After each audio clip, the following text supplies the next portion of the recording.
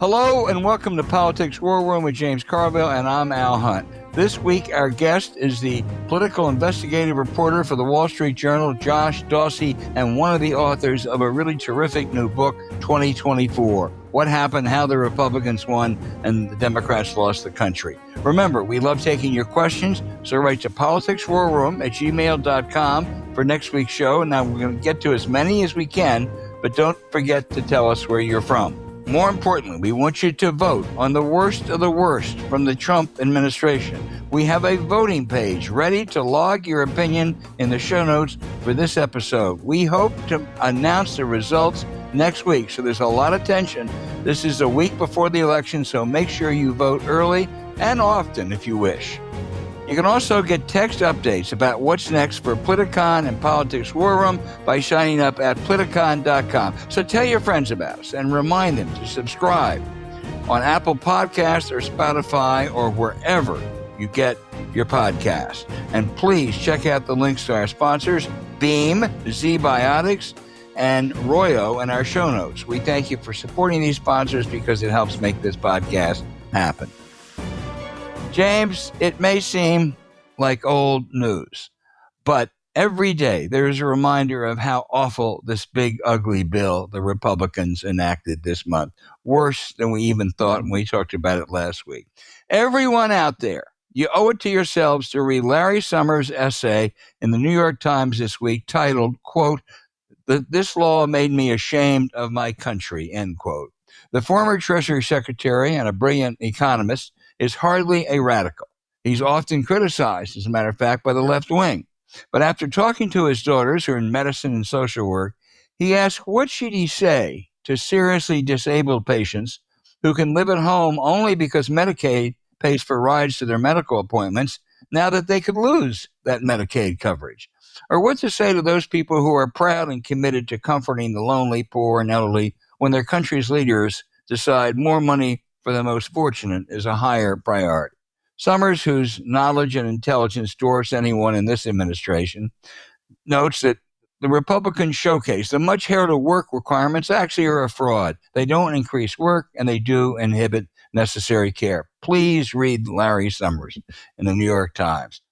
I also would say our favorite economics correspondent, James, Catherine Rampell, and the Brennan Center's Michael Waldman point out that in this massive bill, there's anywhere from $150 billion to $178 billion for ICE, border security and enforcement. This is larger than the budgets of the FBI, Drug Enforcement, and U.S. Marshals combined. You know, it really does have the element of a police state, as the other day when heavily armed and masked agents carrying rifles and tactical gear swept through a park in Los Angeles trying to root out migrants. You know, also in this measure is one that limits tax deductions for gambling losses. I don't have a view on whether this is a good or a bad measure, but senior senators like Chuck Grassley, the ranking Republican on the Finance Committee, said he had no idea this was in the bill. The 91-year-old Iowa Republican may be over the bend, but other senators said the same thing. They were in the dark. This is not only the worst legislation, James, I've ever seen, but it's the sloppiest, most careless. It really is a disgrace. It gets more disgraceful the more we learn about it, James. Well, I don't know how to say it, but you're 100% right. And I don't think we even close to finding everything that's in here. It was intentionally jammed. It intentionally passed with all Republican votes. They didn't want anybody to read it. It's pretty clear. And it's pretty clear they didn't read it. And it's pretty clear that that the Supreme Court and the Congress have agreed to just turn over any power that they were constitutionally given and just give it to the executive. And the catastrophe is so ongoing, so devastating. I literally am one of these people I hope to God we get through this. But I got to tell you, I don't think it's a certainty. I don't think it's a certainty at all. As you say, this week the Supreme Court said, you have carte blanche to fire people. I mean, John Roberts and company really ought to register as a PAC, a Trump PAC, because they're going to let him get away with everything because they too are scared. So if you authorize something, then you don't have to do it. I don't understand that logic. Their logic is that they're Republicans, James. It really is. It's a partisan court. And I don't think under the same circumstances they ever would have let Biden or Obama or Clinton get away with this. I don't think there's any question of that. Right, man. But it's every institution that we have is not protecting us. I mean, it's pretty goddamn sad. I and I read the Larry Summers piece. I thought it was brilliant. I thought it was just right on the money. And there are going to be whole books coming out about this. And what people said, well, we didn't know that you're going to hear that a lot. All right, and you're going to hear it more and more. If you're a United States senator, a United States representative, I don't think it's asking. I really don't think it's asking much to say in the most important bill of this Congress, you know what's in it. I may disagree with your vote, but you at least ought to know what the hell's in it. I think it's 1,000 pages. How big a staff does Grassley have? He could have broken it down into 100 pages each and have a verbal briefing. But, all right, Senator, this is what's in this page, and this is what's here. I mean, maybe the guy's 92. I don't know. I don't know if I could sit down and read 1,000-page piece of legislation. I don't know if people have that attention span. But given the resources they had, they could have known everything in that. They didn't want to know. Right? James, you're absolutely right. But what else they could have done? They could have had a process. They could have had witnesses. They could have had analysis. They could have taken a big bill like this. It usually takes months. I mean, right. You can subpoena people and people can tell you what's in there. They did it and they wanted to do it in hours. It is the most irresponsible act imaginable. And they ended up with such a crappy product in part because of that. I mean, we're going to run against them so hard on this, and we should. All right, you didn't know what you were voted for. All right, Senator so-and-so wants re-election. This is what he voted for in the middle of the night without asking a single question. Not a one. I don't know of any of them that questioned any of this. Tom Tillis was the only Republican that really did, and he voted against the bill. And Tillis said the other day, and I actually coming to his defense, that he was so concerned with the other parts of the bill that were being misrepresented and that were going to cause such harm that he too missed things like the gambling laws change because there was just so much bad. I give Tillis credit, but you're right. The Grassley's and company, Grassley's run by his staff anyway, so his staff, I guess, just decided he had no need to know. But okay, so somebody could have called. They know who Tillis is. I'm sure they're buying that car because they could have said, Tom, what are you seeing that concerns you? What could anything you could have done. Mm-hmm. They didn't do anything, nothing, no due diligence, completely total negligence, added $3.3 trillion that we know of to the debt. All right. Cut funding for cancer research, for science, for anything that you can think of. And no one even asked a question. Not a single goddamn question that I know of. I mean, I'm sure somebody will find something. And there were people knew this. It's a 1,000-page bill. Given the resources that the United States Congress has, they could have had that bill synthesized, bullet point, processed in 3 hours. It's not that hard. It's really not. It doesn't take you to sit in your coal oil lamp at night, squinching your eyes to read something. They can analyze this stuff almost instantly. I when I see this, I can't believe it, Albert. I just can't believe it. Well, I couldn't agree more. And James, there's a simple reason they didn't do that. They didn't want to. All they gave a damn about was passing this bill because, their master Donald Trump said, I want it by July 4th. I don't care what's in it. It really is a disgrace. It's a violation of the oath of office. It is. It's a violation of what you're supposed to do. I mean, you could say, look, and even some of them say, well, there was some bad things in here, but, I'd vote for it anyway. All right. Yeah. And Yeah. of course, they didn't take any out because the House had no choice. What about the 218 people in the United States House of Representatives that voted for it? They didn't know anything in it. Yeah. I mean, it's come on. So, James, with your Louisiana and Mississippi homes, you have real expertise in natural disasters and relief.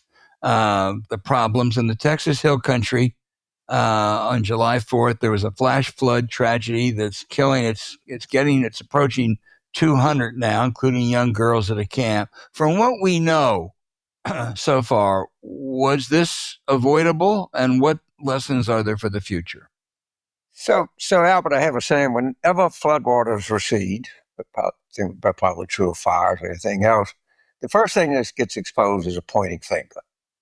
It wasn't me; it was him or her or whoever. All right. So we're in the midst of this tragedy.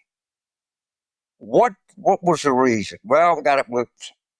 Hopefully, there'll be some kind of a qualified investigation and recommendations to be made. I already know. But I am going to tell you what happened. When the Confederacy lost, Jefferson Davis said the Confederacy, quote, died of a theory, unquote. Of course, that theory being we don't need no government. We rebel because they had a federal government. We wanted to do it. We wanted to do. There's stories that the governor of North Carolina wouldn't give the Confederate Army uniforms or boots. I mean, it was all different things. It was a flawed theory. The theory you don't need government. And I hear people say to me at this time, well, you got to understand, our Constitution was written to limit the power of government. Actually, you're fucking wrong. It was written because we had limited government under the Articles of Confederation, and it didn't work.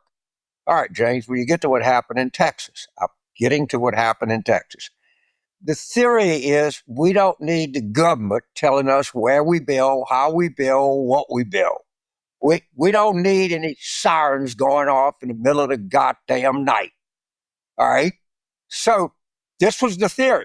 So in Kerr County was built on that theory that we don't need zoning, we don't need anything. We just need hardworking people that come here, go to church, do their work, and live in this blessed land in the Texas Hill Country.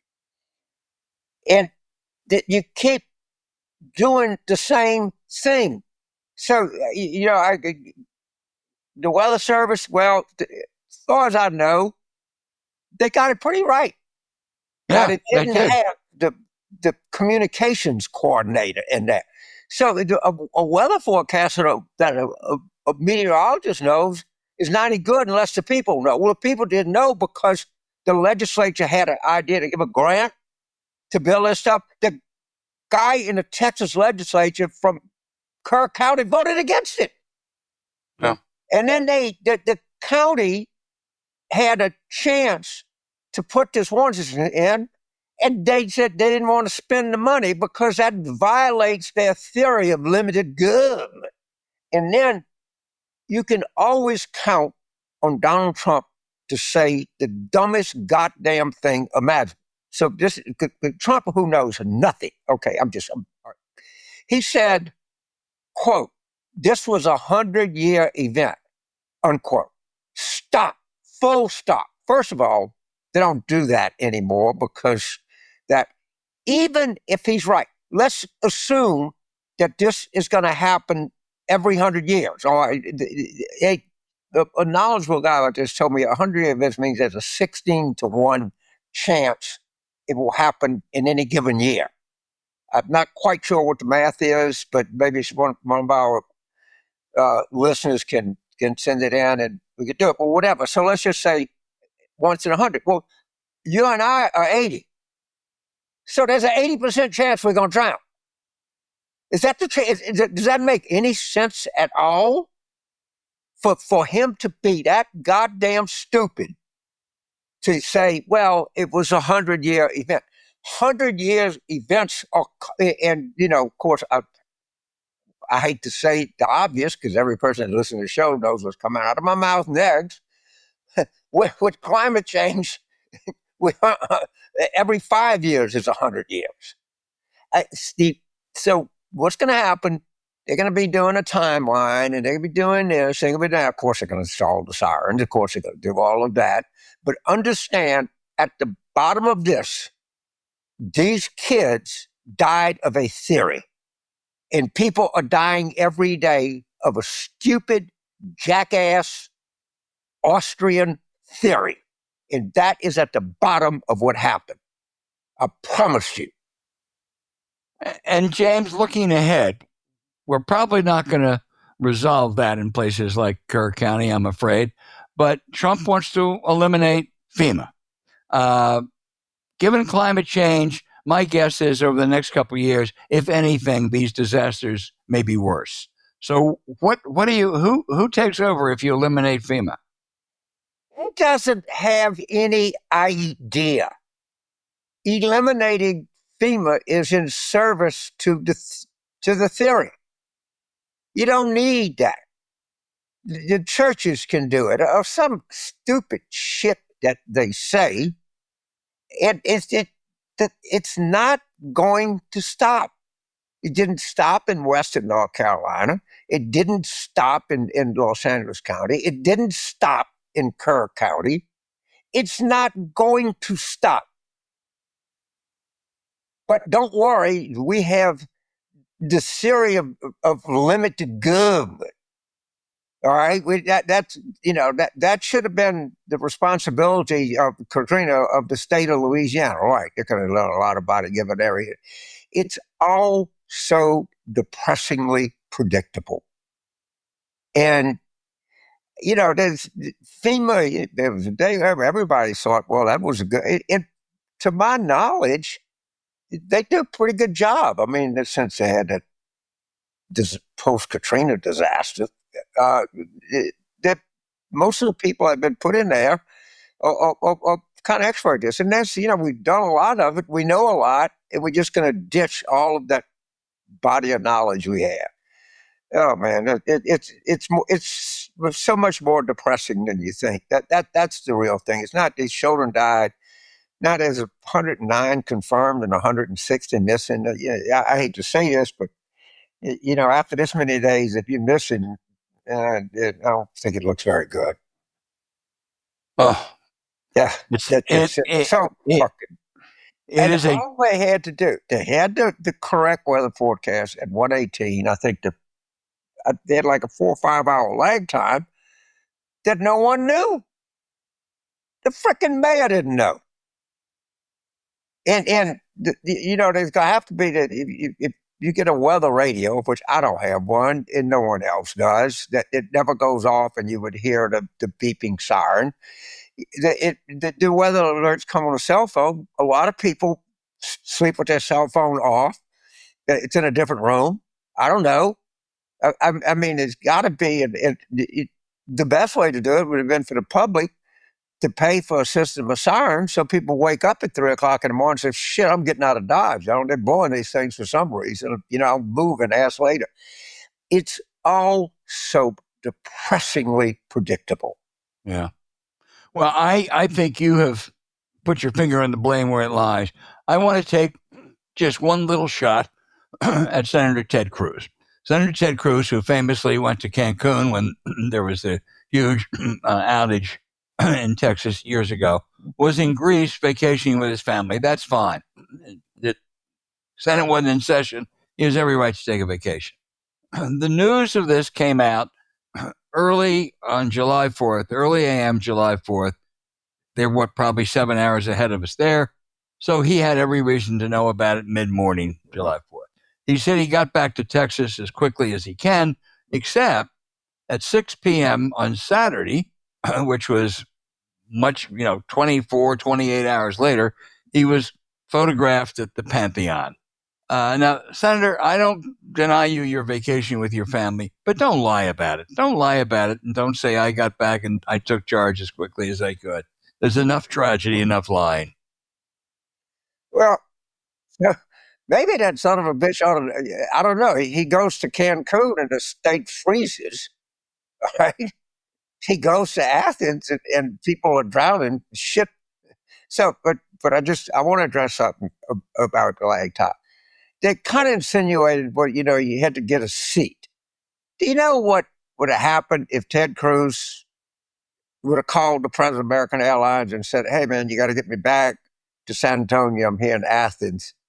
Shit. Don't tell me. They did a move. Of course. The lamest fucking excuse I ever heard in my life. Well, that's it. It's so lame. And I don't know what, I don't even know if the guy is like, has a human reaction to this. I really don't. I don't know. It's just, it's very, very, very, very weird. Well, it is that. I'm sorry out there. This is a depressing segment because these are depressing developments. I want to reiterate again on the budget bill. Read Larry Summers' guest essay in the Times. I am ashamed of my country, because sadly he has really, really nailed it. Yep.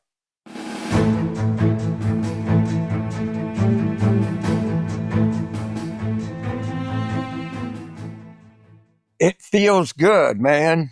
And, we're big believers in maximizing your sleep and maximizing the tools that you have to get better sleep. And this game is a great tool for that.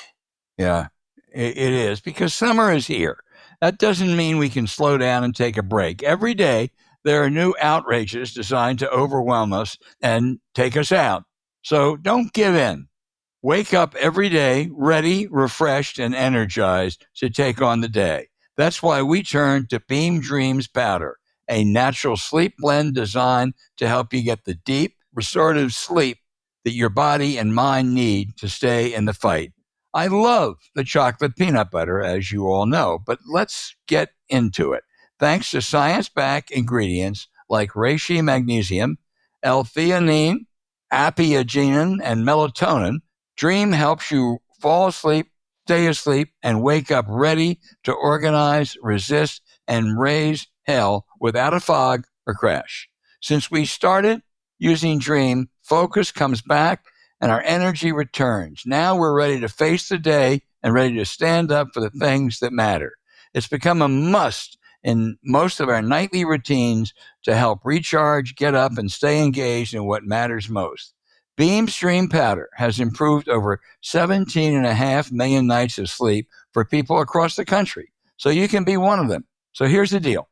Right now, Beam is offering up to 40% off their best-selling Dream Powder for our listeners. It's a limited time offer and the perfect way to overcome that exhaustion and stay in the fight every day.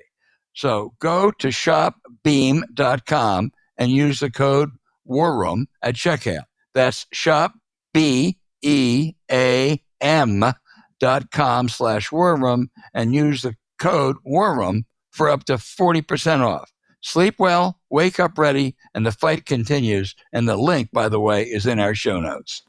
Get the sleep you need with Beam.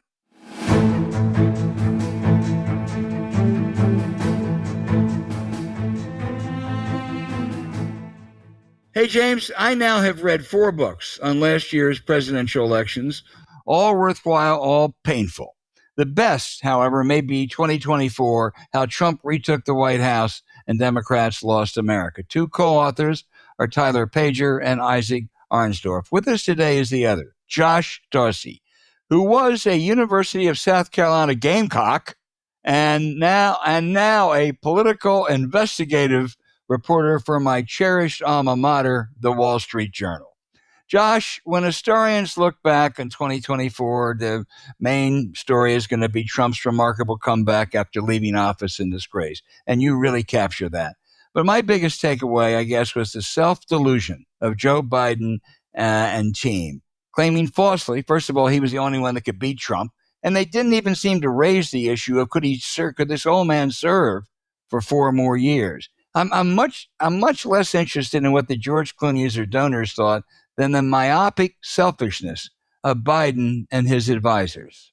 That was one of our most interesting takeaways we thought too, Al, how the folks who are around Biden, his sort of core group of aides, really kept a lot of information from him, kept a lot of people from him, particularly after, that debate in June, sort of the disastrous, infamous debate in June.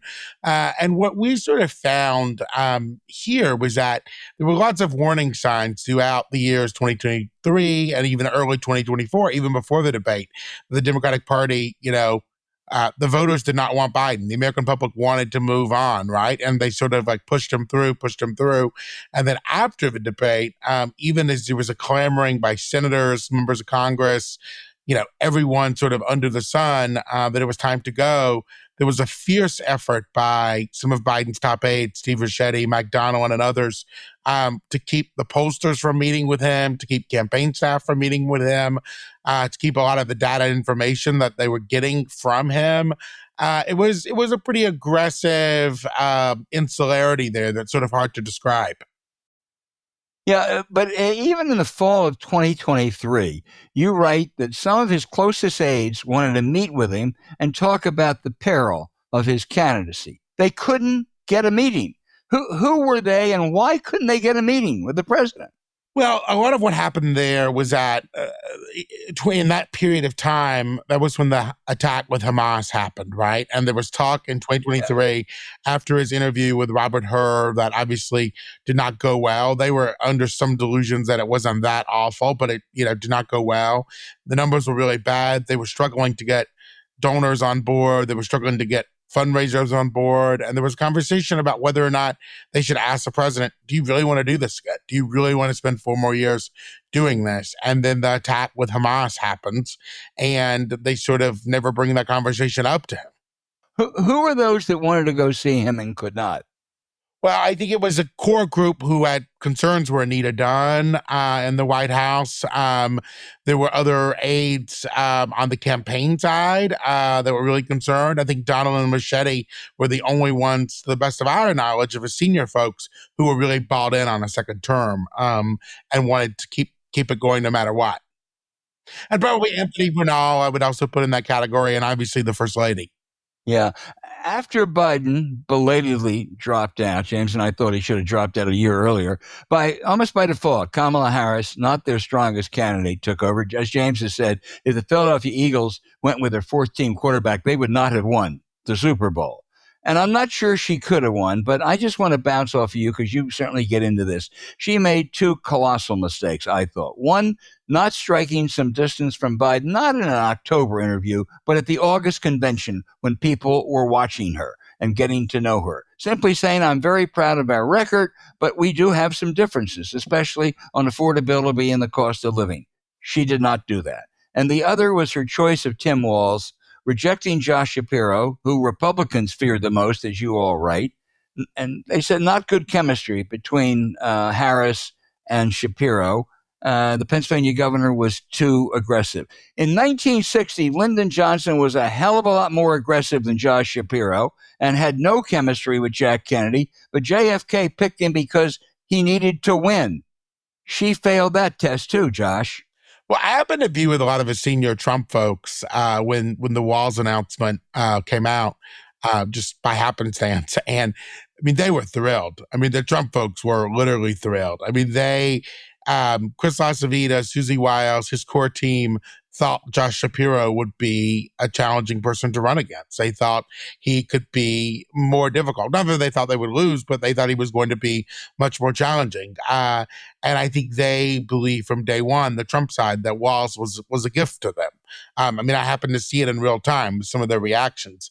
Also, on the other point that you made on the no distance, I mean, there were lots of discussions. We obtained some memos from the book when various folks from the Harris campaign came up with ideas on how could you create distance from the president. What could you do? What could you say?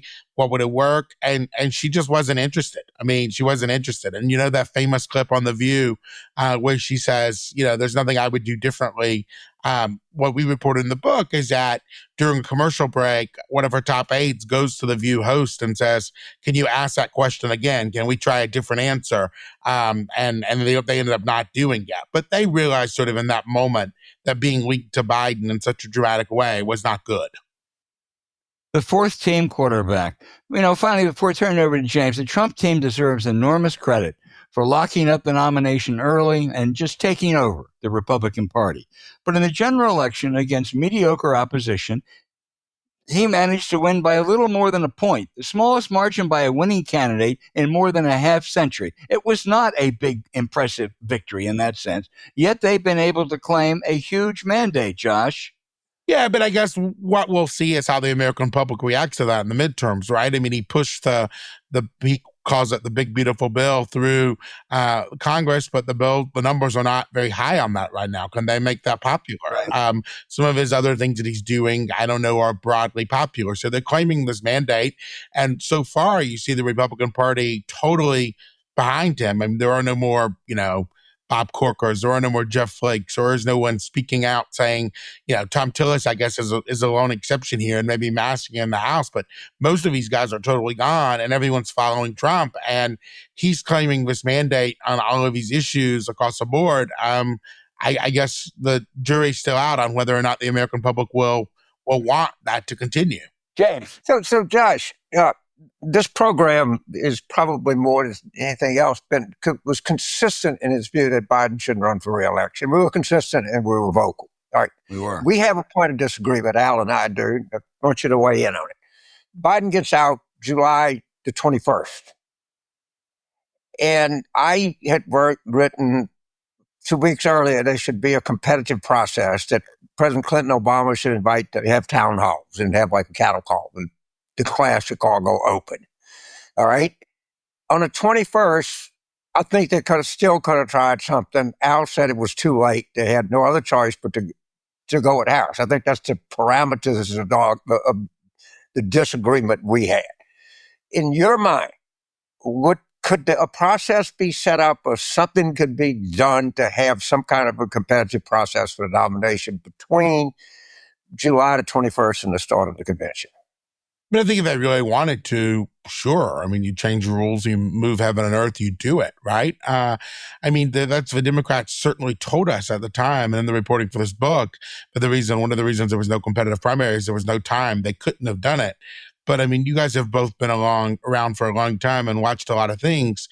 People always say they can't do things unless they really want to do them, and then they try to do them, right? I think early on when Biden's getting out, there are luminaries in the party who believe, we talk about Pelosi a little bit in the book. We talk about, others who believe there could have been a primary. They wanted to see a primary. People on the 21st. Right. They believe there could have been a primary. God, James, my favorite Gamecock voted against me. Well, Al, I tried not to vote against you. I tried to give a diplomatic answer that no one was mad about. It's one of these things that it stimulates the thought process. So I want to talk about Mike and Biden. They seem to be, would you agree that this was principally Biden, I'm going to do it, and Mike was the kind of enforcer here, and this is what's going to happen, and we're going to do this at all costs? Is that your sense of... And Machete. Machete, okay. Mike Donlin, just so people know, was one of the 3 best political consultants I ever knew in my life. When I was doing this for a living, he was the number one guy. He was a good poster. He was a great strategist. He had clear level judgment. And I think, and I'm going to ask you to react to this, that there was this, we don't get any goddamn respect. We 2 Irish guys here. You did all of this. The fucking Obama people didn't like you. The Clinton people thought they had reinvented the wheel. And goddamn it, you showed them and we're going to show them again. Did that kind of bunker mentality play into this? 100%. I mean, I think that's a lot of what happened here. In 2016, Obama didn't want Biden to run. Then later, there's questions from Obama and others, should should Biden run. There are people who've underestimated Biden, I think, for his whole career. People told him he couldn't do this, he couldn't do that. I think he certainly had a chip on his shoulder about that. And I think Donilon and Ricchetti did as well, 100%. Man, you look back at this and you just marvel at how smart people all drank the same Kool-Aid. And that's what they were drinking, this fucking Kool-Aid, all right? I mean, I know that. And Mike, so Al has an observation, and I'll flush it out. I think I agree with him. There were more employees than advisors. Okay. So Clinton, I can't tell you the number of times that he said, I don't want that fucking guy around me anymore, James. All he does is agree with me. I mean, that was just part of but I don't think there was that kind of culture in the Biden inner circle where there wasn't. You disagree, but all right, okay. Yeah, there wasn't. And I think the folks who disagreed near the end, were totally blocked out. I mean, when one of the pollsters we have in the book, Jeff Guerin, comes in and gives a presentation to the top aides about, sort of how dire things look, Ricchetti tells him, your job was to tell us how we could win. It was not to deliver bad news like that. And, Pete Aguilar, we quote in the book, is going, to Ricchetti and saying, we're going to lose all these seats in the House. We're going to lose all these seats in the Senate. You guys realize how bad it is. And Ricchetti says, no one's telling us that. He goes, well, you tell the president. Schumer in the book sort of complains to others that he doesn't think anything he's saying to Biden's top aides is actually getting to the president. I mean, there wasn't room for dissent. I mean, one of the things we have, I think, is just kind of an amazing anecdote. Adrian Elrod, who was on the campaign, one of, longtime Democratic consultant, there's concern about, none of the money's coming in after the debate. They can't raise money anymore. Polling's looking bad.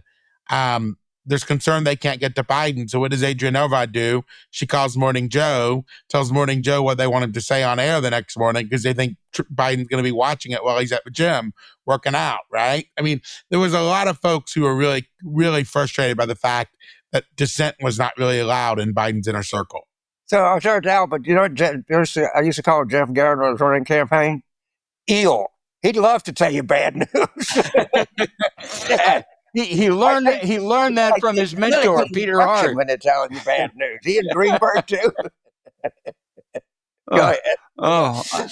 I got old Peter Hart memos. He was our pollster at the Wall Street Journal, Josh. And nobody was better at delivering bad news than Peter. I'm going to come back to Biden in a minute, but on your chapter on one chapter on Trump called Paranoia, but even apart from the Butler shooting, there was cause for paranoia, I gather, wasn't there? Yeah, I mean, the Iranians wanted Trump dead. I mean, when the FBI and the intelligence community briefed Trump's top aides, they said they're trying to get, kill squads in the country to take you out. They were flying decoy planes.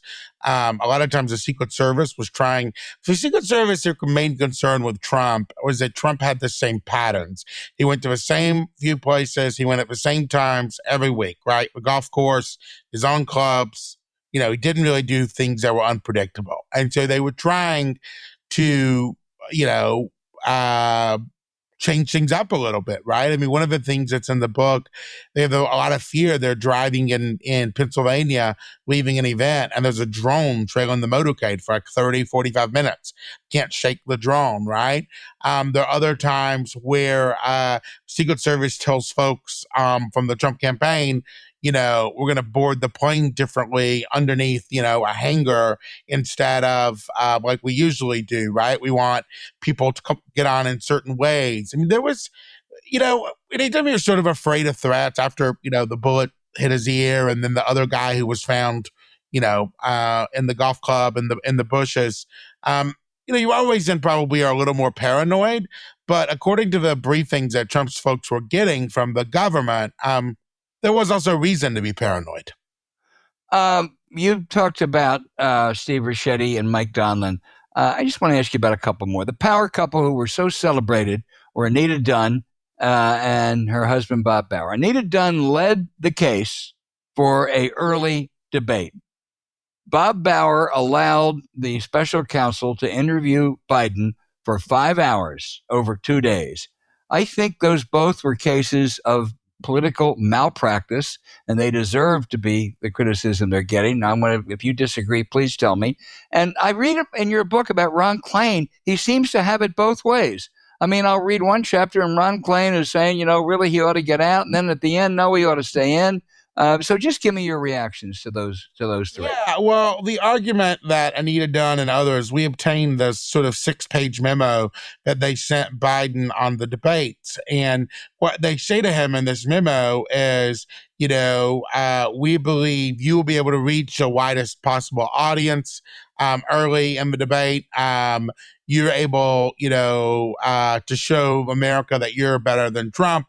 You're able to expose some of what he is.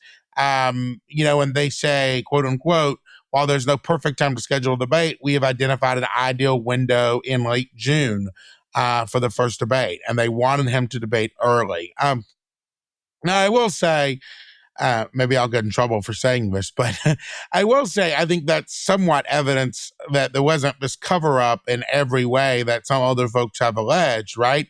If you really believe that your principal from some of these folks are so out of it and so addled and can't make sentences, do you say, I want you to debate early for an hour and a half on live TV so we can do 2 or 3 debates? I mean, there is something there that's kind of interesting, right? But the memo, one of the things that's in the book is that when Robert Hur's interviewing Biden, and Biden's memory is really bad on everything, Hur leaves the first night, it's a 2-day interview, and says to others at the Department of Justice and FBI, we can't figure out if he's playing us or not. He can't answer any of the questions. Is this a game? Is this an act? I mean, he was stunned at how bad his memory was. And it sort of tells you how long some of these Biden folks had been with him and how desensitized they were, because they sat through the same interview and Bauer and crew thought it went fine. Jeez. Hunter Biden was a figure in the president's mind throughout all this, the very troubled son who was facing criminal charges. I can't get over this. If Biden had gotten out in 2023, as he should have, and been a bridge, as he once said he was going to be, I don't know the Hunter problems would have gone away, but they sure as hell would have been eased. And they never seem to realize that, Josh. Yeah, that's right. And Biden was obsessed with the Hunter situation. I mean, folks close to him said he believed that, they were going after Hunter to get him and that he was sort of responsible for some of Hunter's problems. And that after living a pretty sordid and dark and, drug-filled life, Hunter Biden had gotten back on the right track, and he thought it was, highly unfair what was happening to him.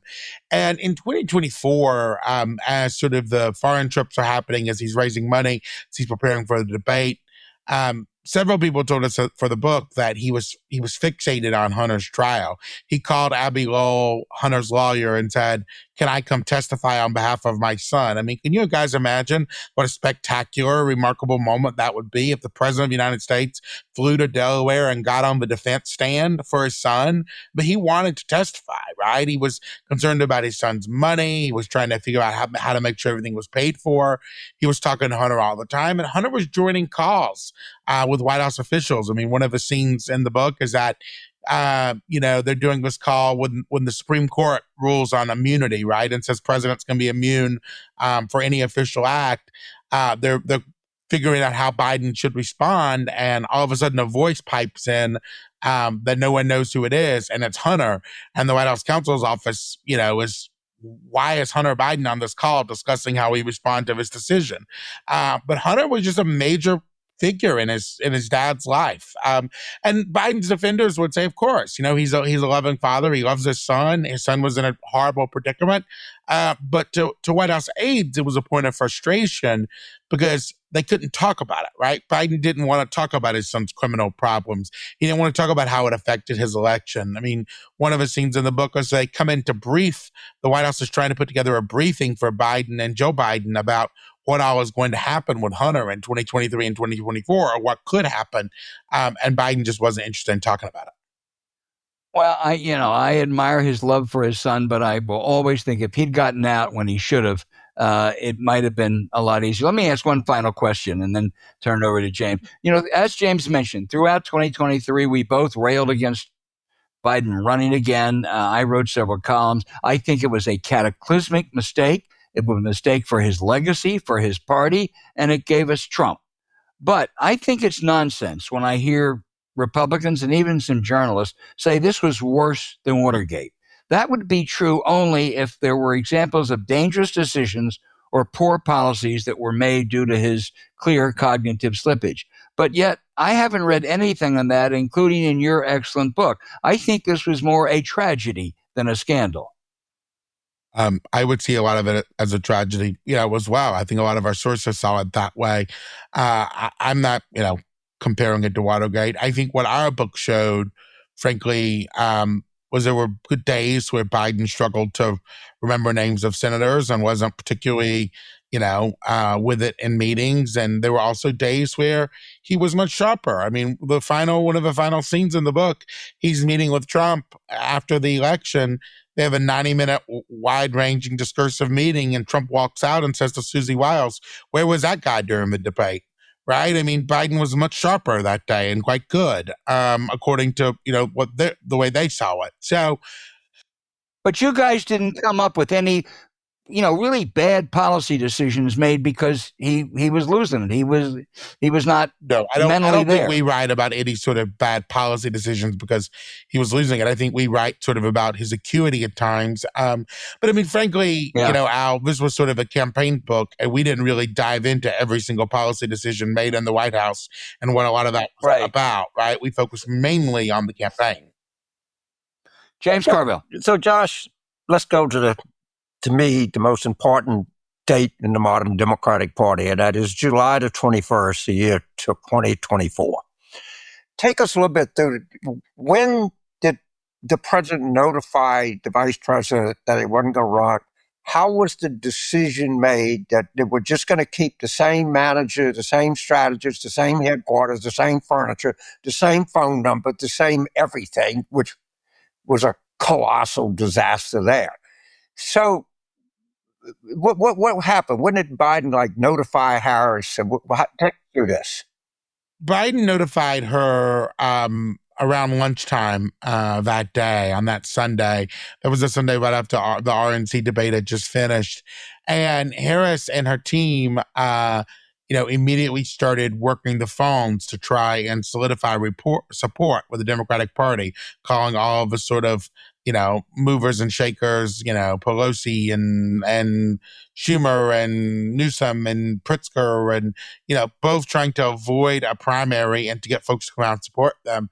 And they made a decision that day that they didn't have time to totally reinvent the wheel, that they didn't have time to move everyone from Wilmington down to D.C., that they didn't have time to go through all the hiring processes for new campaign managers, new officials, new everything. And for a while, I mean, some of the same, slogans and things were on the walls on the headquarters in Wilmington, which was pretty, surreal for the folks who were working there. And that in sort of that moment, her bet was, we're going to keep it the same way. We're going to try to, just pull this off through the same people on July 21st. We have a photo that we sort of obtained for the book. We weren't able to, we didn't publish in the book because we ended up not doing photos, but it's this photo taken inside the vice president's residence on July 21st after they've made all these calls. And she's wearing a Howard sweatshirt. She's, it's a Sunday afternoon, right? And they're all standing there and they're smiling. And, someone described the photo to us as they thought they were making history. I mean, in that moment, they thought when Biden was getting out of the race and she was in, that she was going to be able to pull this off. Well, like I say, the consequences, and one of the things that I'll say, just editorialized for me, what a great interview and a great book. People have cultures. The Clinton people are not the Obama people. The Obama people are not the Biden people. Okay? And it just doesn't work. All right. It's not that the Clinton people didn't vote for Obama. Of course they did. It's not that the Obama people didn't vote for Harris or Biden. Of course they did. But you got to have your own people, man. It's just that you might be in the same political party, but that's a different world. It's a different culture. They didn't understand that.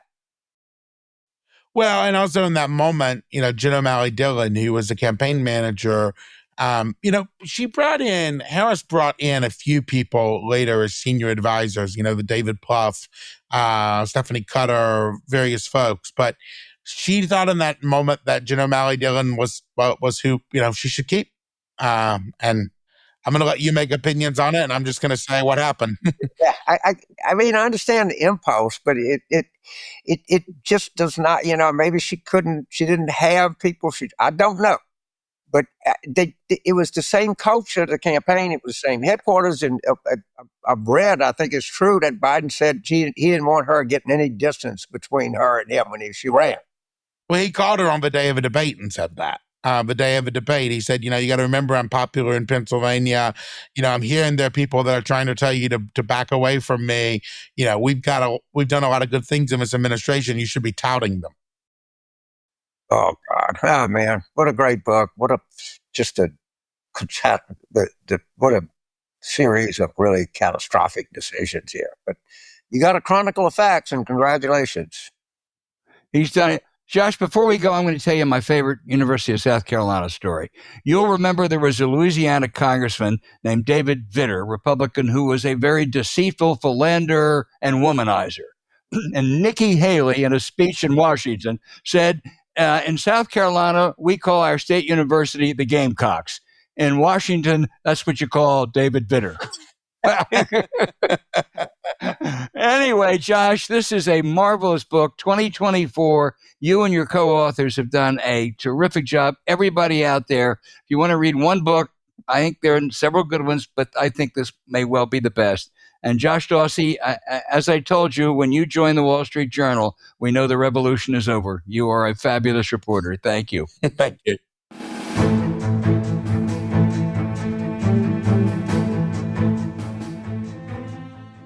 In Washington or any other place that you are, somebody that's feeling better than you is going to be sharper than you, is going to be more on their toes, and you want to be everything you can. And if you got to work at night, or maybe you don't have to work at night, maybe you like to have a few drinks at night. Okay, I got no problem with that. But, what you want to do is you want to be on your best the next day.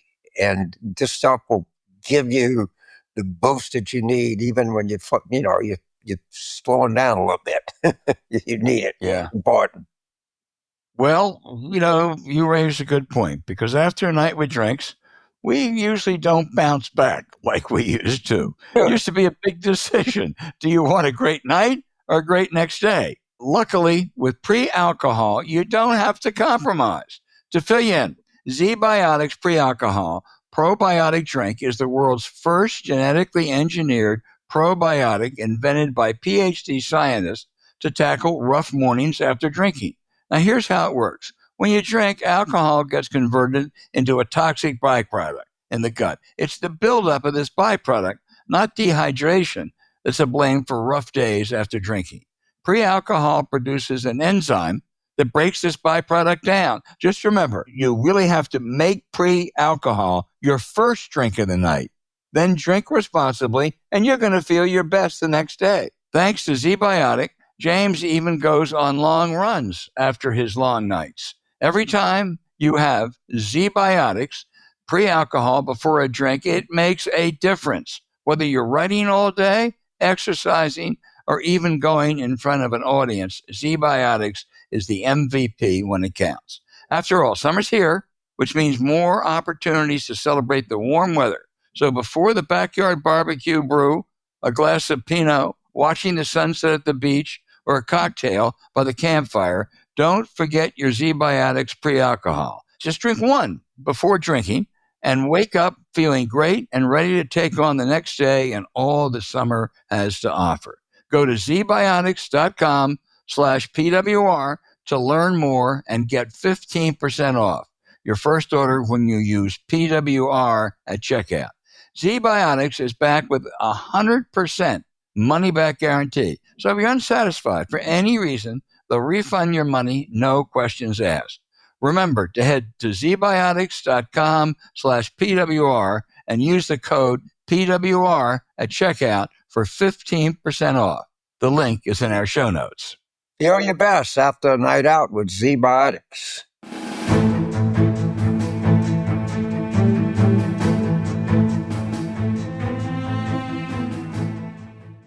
And now for the outrage. James, I was ecstatic in 2005 when Major League Baseball returned to Washington after a 34-year hiatus. And I took my son to the first game. I am a season ticket holder, as are you. And I think Stan Kasten and then Mike Rizzo built this franchise. And we had many, many thrills. Few disappointments, but more thrills.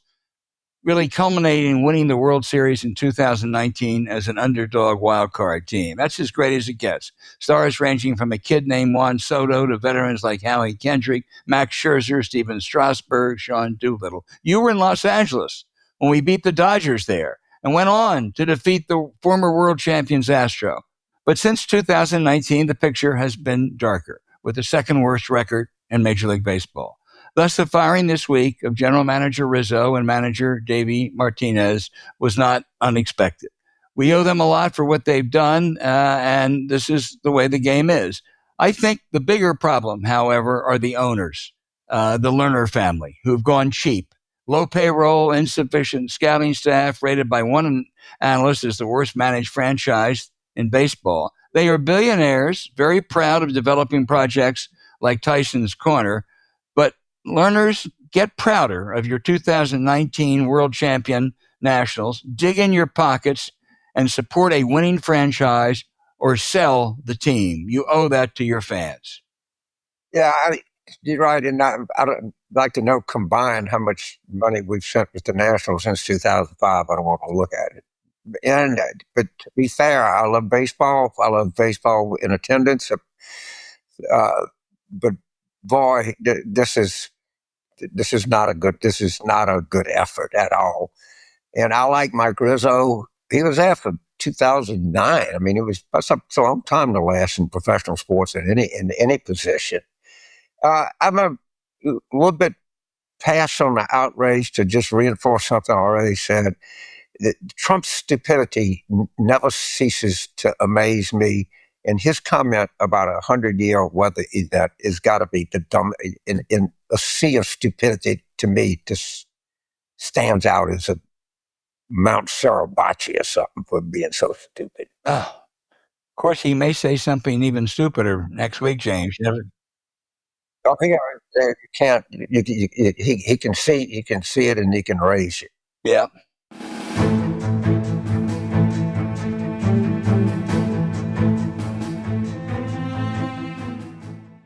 You're only as good as your ingredients. I can tell you that. I don't care who you are. You can be Paul Bocuse or Paul Prudhomme, but you ain't going anywhere without good ingredients. Yeah. And whole grain doesn't need to have taste. If you've tried store-bought healthy breads and bagels, you know that most of the time they might as well be made from recycled cardboard. So when the artisan bakers at Royo sent us their variety box of quote-unquote healthy breads and bagels, we fully expected it to be dry and boring. Fact check. That could not be more wrong. Royo's offerings taste amazing. You're going to want to try everything they have when you hear about the best part. Everything is baked fresh daily with super clean and minimal ingredients. Plus, it's all low in carbs with really higher fiber and protein than you're used to. Some of their products only have 2 net carbs. So if you're like James and me, and you always want to keep looking summer ready, Royo is for you. The keto cinnamon raisin bagels are a huge hit. I know so many people who would eat the whole bag when they find out how good they are.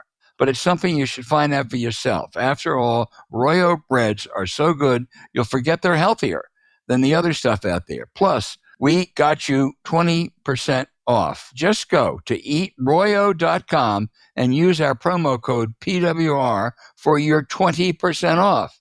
That's promo code PWR at eatroyo, ROYO.com. The link also is in our show notes. Anybody that has any interest in good tasting food should try this product. I highly recommend it because bread is like anything else. Some of it is really good and some of it is really bad. Get the good grains with Royo.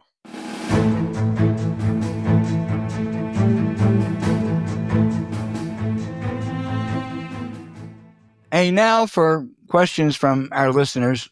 We love these questions. They are so good. The most difficult decision of the week is choosing which ones to use. Shane in Minneapolis, Minnesota, James, wants to say, what are the best polls to look at? Where do we find them? Well, I'm going Minneapolis weekend of the 19th. Paul Begala's oldest son's getting married at the Art Museum, and I'm having dinner at Manny's, one of my favorite steakhouses in the entire United States, with a lot of good friends I have up there. So I could talk about Minneapolis forever, but I'm coming. The best polls. We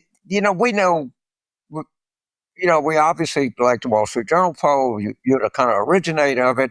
I still think that I have a reason to believe it's a really good poll. I'm kind of a fan of the polling averages. And, it's like everything else. Some get better, some get worse. And I generally rely on, I know so many people, I tend to trust private polling because it's more expensive. But I do think the Wall Street Journal is a very well conducted poll. I think the polling, I would look at the Wall Street Journal poll, I'd look at polling averages and just see. And when they're pretty much in alignment, you can be pretty confident that you're getting good information. But I just don't stay on top of it enough to tell you that there's this hotshot public poll out there that you hadn't heard of that I know of. I don't know that. They might be. Yeah, I agree. And, we both we were at Harvard a couple of days before the election. We both thought Harris was going to win. That was a little bit of a hope. But also the polls were very, very close. She lost by 1.3 points. You can't measure that. I mean, if you have a poll that shows a 1 point margin, okay, I'd rather be one ahead maybe than one behind. But there's a plus or minus there. So look at them, and I think the overall trends are what's most important. Yeah, and you're so right. By the way, the margin of error is a real thing. Right. It's a mathematical certainty. Now, it's greater chances plus or minus 1 and plus or minus 3.5, but still, I thought the reason that I publicly wrote that I thought she was going to win was based on the fact that the polling was tied, and I thought that she had all of the intangibles except for one, which I was kind of silly not to recognize. Trump became the change candidate in a campaign that wanted change, but Harris had more money, had more organization, had more surrogates, had all of the things that we would describe as having some effect on the margins in politics. Turned out to have no effect. Yeah. So that's important. But the polling was fine. The polling was spot on in 2022. There've been polling flubs. I admit that. And, by the way, 1 in 20 are going to be fucking wrong. I don't care who it is that takes the poll, and you got to realize that too. But it's a good question. I wish we had more definitive answer for it. Yeah, I remember in 2016, I got a lot of flack when I was running the Bloomberg poll with Ann Seltzer, and our final poll had Hillary Clinton winning by, 2.7 points, and we rounded it up to 3. And people said, oh, boy, you blew that one. You really missed it. Well, the fact is she won by, 2.2 or 2.3. Yeah, we were 0.4% off. I mean, really. Yeah, there's a lot of stupidity that goes polling around. Tommy in Marietta, Georgia asked, good question. What components of the big, beautiful bill can Democrats fix through reconciliation the next time a Democrat is president and controls the legislative branch? Tommy, that's, first of all, 4 years away at best, okay? In the meantime, not a whole lot you can do in the next year and a half other than try to offer amendments. You can do that more easily in the Senate, but you can do it to some extent in the House and embarrass the Republicans to defend some of these atrocities. And if they try to fix some of this stuff, don't help them. I mean, you try to make your fixes. And it's critical to win the midterms because then you have some leverage with the appropriations process. But there's so many bad things in this bill, it's going to take a long time, well beyond 2029 to fix. So people like to focus on it. Oh, the Democrats are kind of divided. Look at what happened in New York City. Look, look how different that is. What happened in Virginia, and there's a whole generational movement that's impatient. And there's this urban rural split, and there's this split and that split, and God knows what. There is one thing, one big thing that the entire Democratic Party will rally around, and that is the awfulness of the big beautiful bill. Right. We do not need to talk about another goddamn thing between now and November of 2026. I mean, nothing else. Not challenging people in primaries, not talking about where it is. It's all going to get flushed out where it should get flushed out, and that is when we go to nominate a president. But between this date and election day in 2026, we should talk about nothing but getting rid of this, and examples, and offering amendments, and making them take votes. This thing is the lowest single piece of congressional legislation in the history of fucking polling. Right. Don't talk about anything else. Right. Don't talk about generational change. Don't talk about any of that. Do that when you need to during 2027 and 2028, but not now. The party, every segment, every corner, every nook and cranny, everything in the Democratic Party is complete. And the voters are, and by the way, the swing voters are, the independents are, and more than just young voters. No, I know. I think you're absolutely right. And if you want more, if you want to be buttressed more than that, again, I'll repeat for the fourth time: read the Larry Summers essay in the New York Times this week. James, Rick in Gig Harbor, Washington, asked, will Elon Musk American Party increase or lessen the chances of Democrats taking the House or Senate next year? Oh, I mean, first of all, it's almost, they're going to have trouble fielding congressional candidates. And there is this observation, and I think has some validity, that the legislatures and the parties make it harder for third parties, but their problems could be ballot access and everything. Yep. I mean, people just got to understand, you just don't, it's not like running for the town council where you get up one day and say, I'm going to go down to courthouse, register. It's a little more complicated. And remember, American elections are not an election, it's 50 different elections. And it's not going to change. I don't think that thing is going to do very much. I don't know what's the difference between it and the Libertarian Party, other than it's got Elon Musk's name.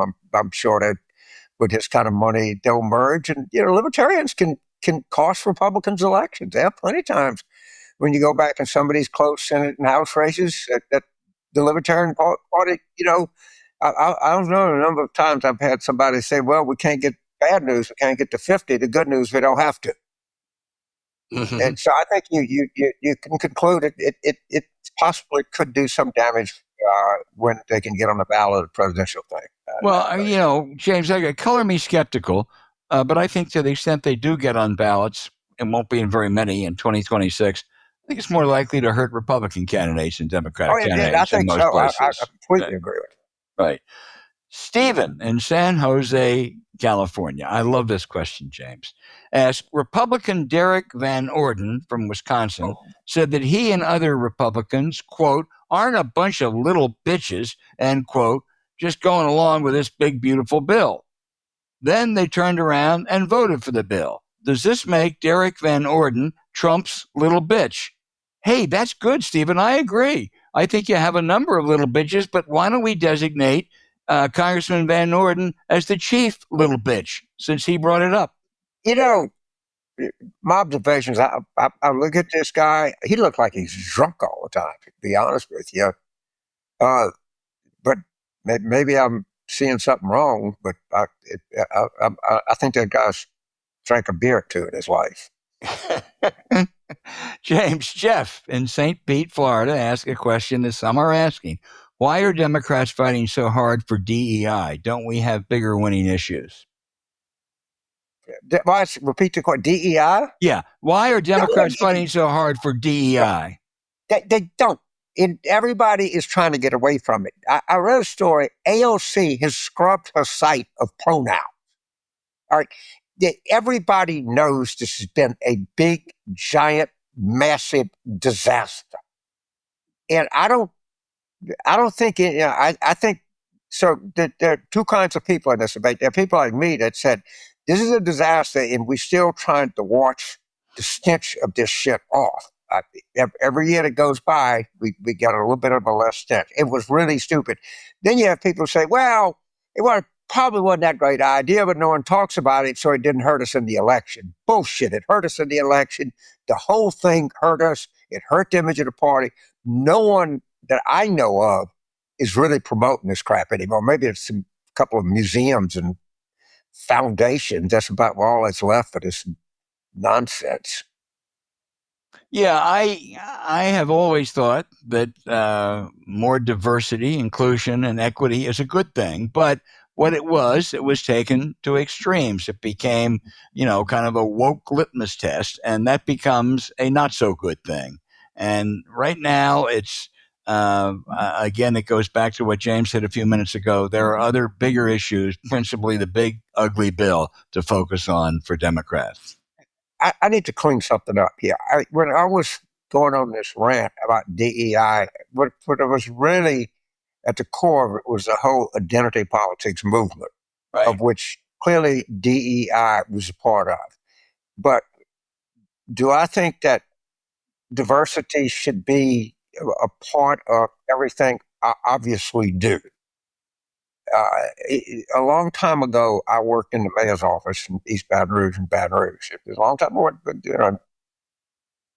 it had not hired a single black fireman in its existence. Well, shit, you just got to, and the court correctly said, you got to go hire 20 right now. And I agree with that. So the DEI was conflating that with a lot of the identity movement, but the idea that, and all you had these people coming up saying how not to be this, and they were shaking companies down. They were doing seminars on how to not be a racist and stuff, and people resented it. And I could understand that. No one wants to sit on a Saturday morning being mandated to be told you're some kind of awful human being. That part was definitely a racket. But yeah, I generally want to be clear. I'm generally supportive of any effort to bring more diversity to any organization. Yeah, me too. Don in Saginaw, Texas says, does the military consider climate issues when making long-term plans? If they do, how does this impact their funding with a climate denier as commander-in-chief? Yeah, actually they have. I mean, the military's, causes a lot of the climate problems because they're big and they, fly a lot of planes and drive a lot of trucks and tanks and everything. But they've been very sensitive to this issue for years, and they have factored that into their planning. That is going to come largely to a halt with Donald Trump and the incredibly unqualified Pete Hegseth, as long as he stays in the Defense Department, because this is a long-term problem, and Trump doesn't care about the long term. He just cares about himself and his riches and tomorrow. So there's a group, Pentagon has all these like top, if you're thinking about threats. It identified the biggest future threat to peace around the world and to the United States was the displacement of people that lived in deltaic areas due to subsidence in sea level rise. Okay, now stop and think of what they're saying. So I live in a great example, New Orleans, which is definitely being affected by sea level rise, subsidence, climate, everything. We're not that big a place. All right, we're just not population-wise. We're relatively small. Try to move Lagos, Nigeria. Mm-hmm. Okay, you want to see some security problems, or any places like in Southeast Asia, people like in Bangladesh or India, that are really being adversely affected by this. You have people on the east coast of China, particularly being affected by it. I mean, this is a problem that's going to cause the world unbelievable grief, and they can't know it. And of course, and again, we talk about Trump and this. He does not. He's too. I think the man is genuinely stupid, but that's just what I think. James, we have a perfect final question from Barbara in Norwich, Vermont. She said, will James Carville please sit down with David Hogg and convince him to hammer away on the so-called big, beautiful bill? After 2026, maybe 2028, Hogg can press on with other issues that he and many of us may hold dear. But Hogg has something to offer, and James Carville is the premier political strategist. So, James, set up a meeting. Look, I talked to him. I tried. The one problem I have, and I will always have, and I will never get over it, is if you're an official of the DNC, you should not ethically, morally, or any other reason encourage other Democrats to run against Democrats. I don't think we should do it as a matter of principle in this season coming up. I think David Hogg or James Carville or Hogg James or any other fucking person has one job, and that is to beat this. But never, ever, ever would I agree that a person working for an organization can actually betray what the organization is about, and that's winning elections to Democrats. I really don't think David gets some horrendous advice, and he's. I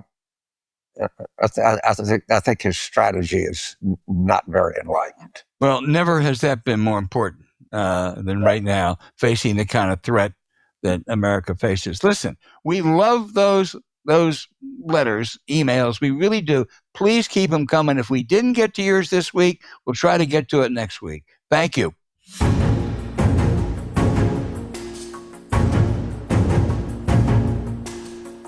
Hey, thanks for listening to Politics War Room with James Carville, and I'm Al Hunt. As always, send your questions for us by email to politicswarroom@gmail.com or tweet them for next week's show at Politicon.